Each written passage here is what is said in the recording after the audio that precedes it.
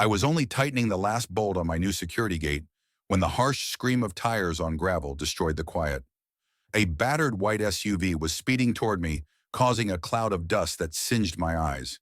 Out jumped Sandra, hiking boots on, neon leggings blazing, and a fanny pack so stuffed it looked like she was prepping for a full-blown expedition.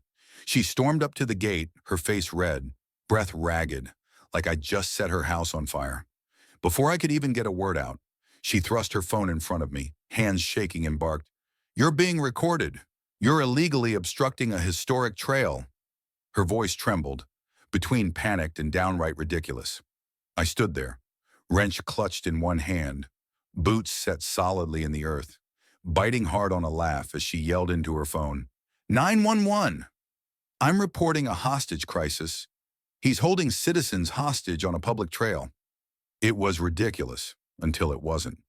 Minutes afterwards, sheriff's cruisers ripped down the road, sirens blaring, lights slicing through the dust, Sandra waving her arms like she was landing a crashed plane. So much for a peaceful Saturday. The deputies hardly had time to unbuckle before Sandra ran up to them, waving her arms. "He's blocking off the historic trail," she cried, jabbing a finger in the direction of the gate. "Folks are trapped back there. No water, no food. He's a monster." Her tale was so far-fetched, the younger deputy narrowed at her as if he were deciphering a delusion. I ambled over, wiping my hands on a rag, and indicated the 6 bold private property signs strapped across the fence. The older deputy, Grimes, gave me a long, evaluating stare before he turned to Sandra. "Ma'am," he said, his voice careful like he was disarming a bomb, "can you demonstrate this public trail?" Sandra puffed up like a toad, stomped over to the gate, and, in a gesture straight out of a cartoon, grasped the lock, pulled with all her might, slipped, and went tumbling into the dirt. One of her sandals sailed into the air. She stiffened, arms waving as she writhed around in a thicket. The young deputy coughed, obviously trying to suppress a laugh. Sandra hurried back to her feet, one foot bare, but not fazed. With no pause, she began a crazed diatribe about the people's land, vowing that her great-aunt's neighbor's dog walker had used this path back in the 70s.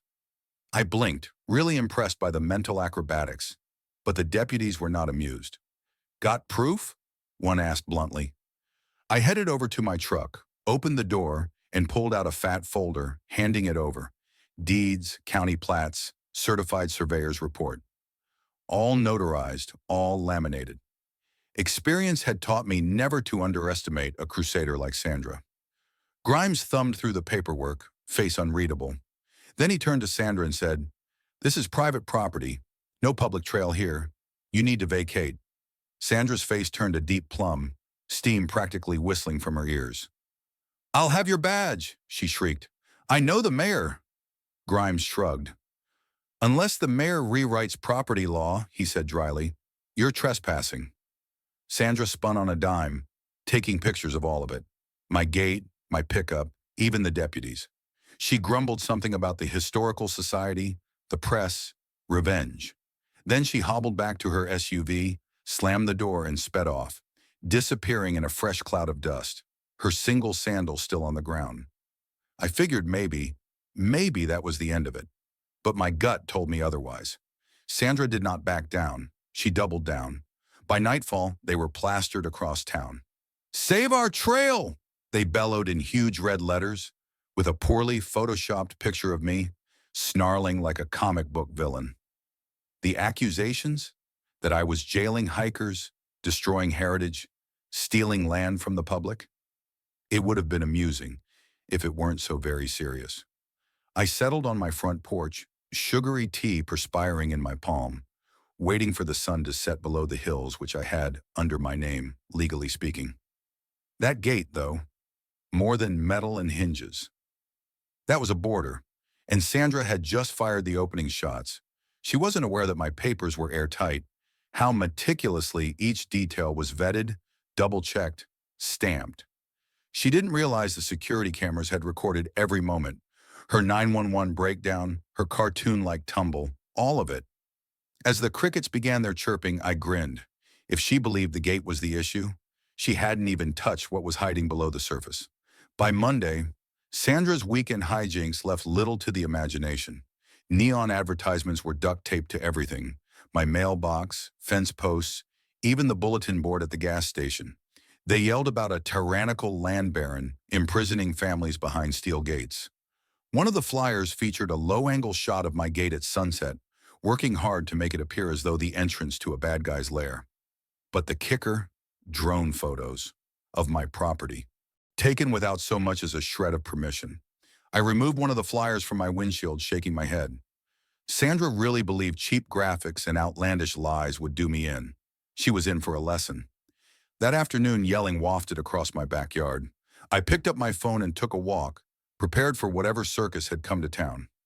Sure enough, there was Sandra, this time with a ragtag team of apathetic teens, a guy shouting gibberish into a megaphone, and some balloons attached to my fence like a children's birthday party. Posters covered the gate. A rickety folding table stood on top of a petition. Sandra saw me and pointed her finger like she'd caught some escaped fugitive. "There he is," she shouted.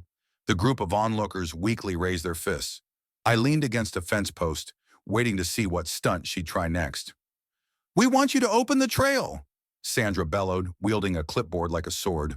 I requested, again, documentation this was public property. She stuttered and then spat out a bunch of gibberish about common law access and historical precedent, throwing in phony legal jargon like she'd ingested a dictionary. I requested her lawyer's name or a city official supporting her.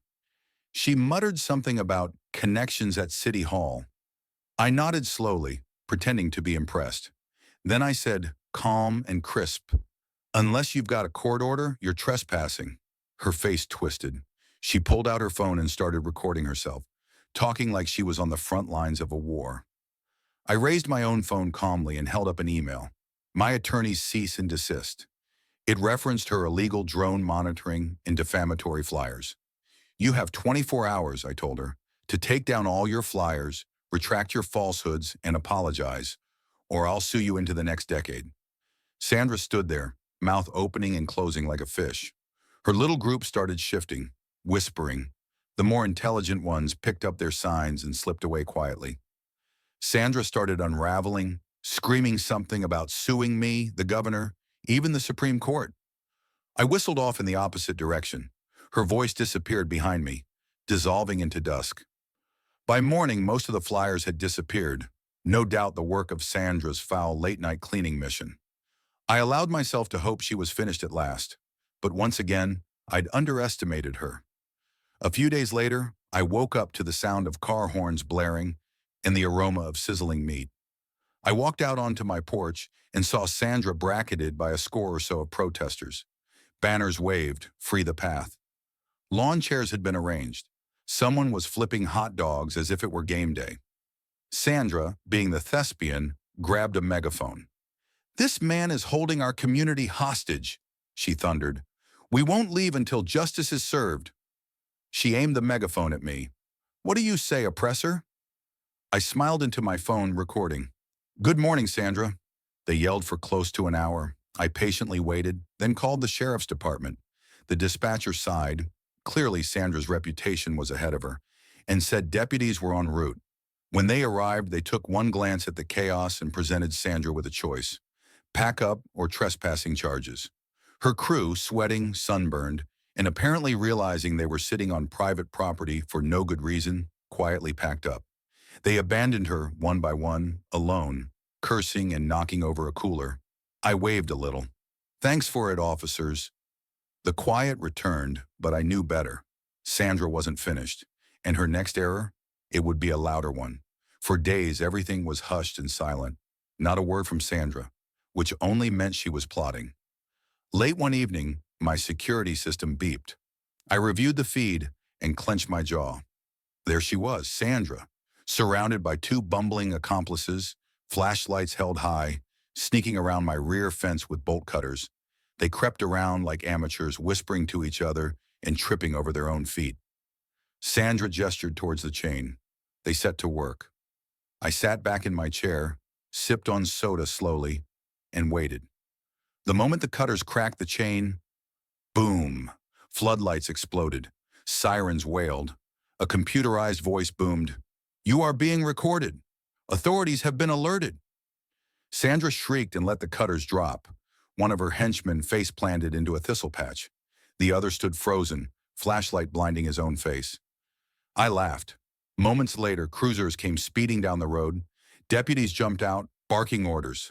Sandra collapsed, crying. Asserting she was preserving the trail, Sandra's friends instantly turned on one another, vowing they were just along for the ride. Sandra, never to learn, raved about constitutional rights, misquoting amendments as deputies cuffed her and instructed her, firmly, to shut up. Her crew was cuffed as well. Their bluster vanished like morning mist.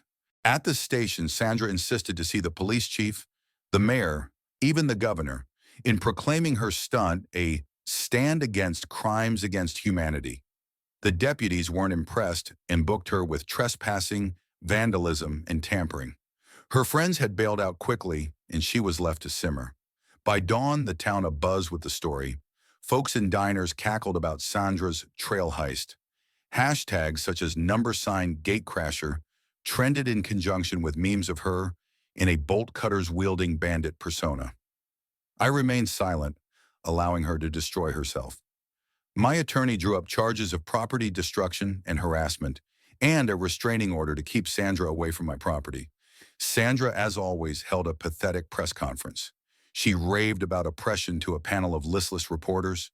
A deputy matter-of-factly waved my deed in front of cameras. News footage captured her arrest, not her rant. My laminated land documents took center stage. City officials dismissed her request to destroy my gate and cautioned her she'd be responsible for legal fees if she made frivolous complaints. I put that letter next to my deed. Sandra's world fell apart. The Historical Society expelled her. Shops ceased greeting her with hellos. Her tirades became more erratic, pushing away her last few friends. I installed additional cameras and enjoyed the quiet. Court day loomed. I prepped meticulously. Deeds, surveys, permits, and a curated reel of Sandra's greatest hits: trespassing, drone flights, defamation. Sandra, meanwhile, posted increasingly unhinged screeds. Her Save Our Trail fundraiser flopped. At the hearing, I arrived calm and polished. Sandra stormed in late, wearing a Justice for Trails blouse and muddy boots, clutching a disorganized folder. Her posse had shrunk. The judge, a no-nonsense woman, demanded evidence. My attorney presented a fortress: documents, timestamps, video, audio, drone logs. Sandra sobbed through a rambling monologue about ancestral pathways and neighborhood history. She had no documentation, only fuzzy screenshots and uncertain assertions. The judge wasn't impressed. She questioned Sandra, who stumbled, backed into a corner by facts. My attorney asked for damages, attorney fees, and a permanent restraining order. Sandra protested, mumbling over civil rights. The judge interrupted her. "Trespassing isn't a right," she snapped. She cautioned that Sandra's drone antics and public libeling exposed her to additional litigation. Then there was the decision: fines for trespassing, full reimbursement for damage to property, a 500-foot restraining order, 30 days to retract her lies in public. Sandra stood there, frozen fists. Her remaining allies slunk away unnoticed. Outside, she raged in tears to reporters about corruption. I refused to comment and went home. The headlines were a summary: "Landowner emerges victorious trail." Falsehoods uncovered. Excerpts from her courtroom breakdown were viral. The town was finished with Sandra. She was excluded from local groups, ostracized at markets, and disregarded online. In a matter of months, she left a pariah. I installed a wrought iron sign on my gate: "Private trail protected by law and logic. Trespassers will be live streamed for amusement." It was a local landmark. Tourists took pictures with it. Bloggers shared it. Neighbors celebrated me at barbecues. The trail was mine once more. Quiet, still, sacred. One golden evening, I sat on the porch, coffee in my hand, and watched the hills glow. Sandra's chaos had tried me, but I held firm, not with tantrums, but truth. She attempted to steal my peace. She lost everything: my land, my gate, my quiet. All still standing, stronger than ever. A testament that the right cause, like a good gate, doesn't budge.